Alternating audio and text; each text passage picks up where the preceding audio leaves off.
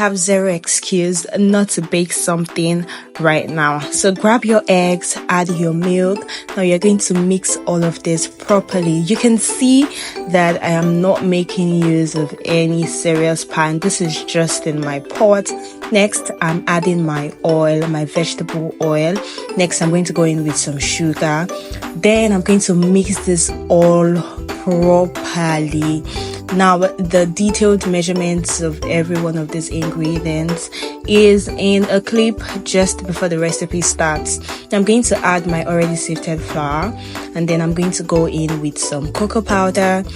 The measurement, like I said, it's in a clip just before the recipe starts. And then I'm going to add some baking powder and of course some baking soda.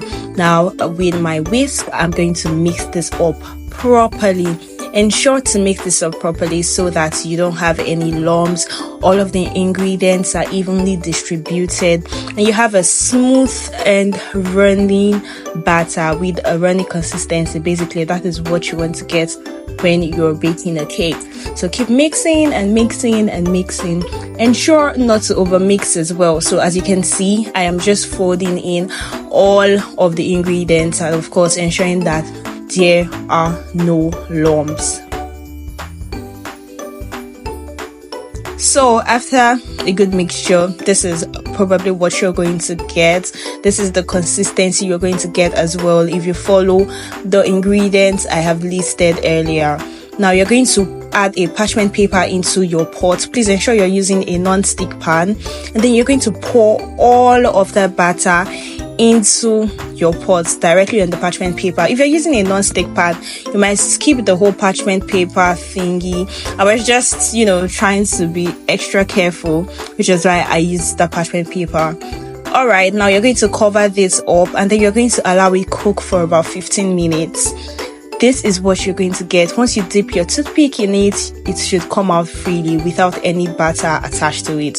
Now, poke more holes into that cake and then you're going to add your mixture of sugar and water. So I just heat that up a bit and then I allowed it to cool and I'm going to pour that on the cake. Now this makes your cake really moist.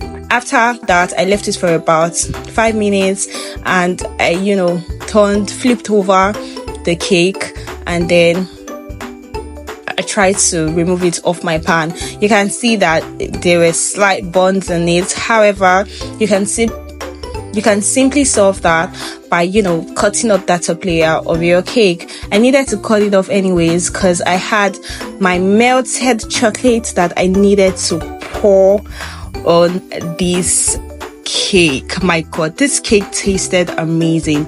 If you've gotten to this point of this video and you are yet to subscribe, please subscribe to my YouTube channel. And if you are new to my YouTube channel, thank you so much for dropping by.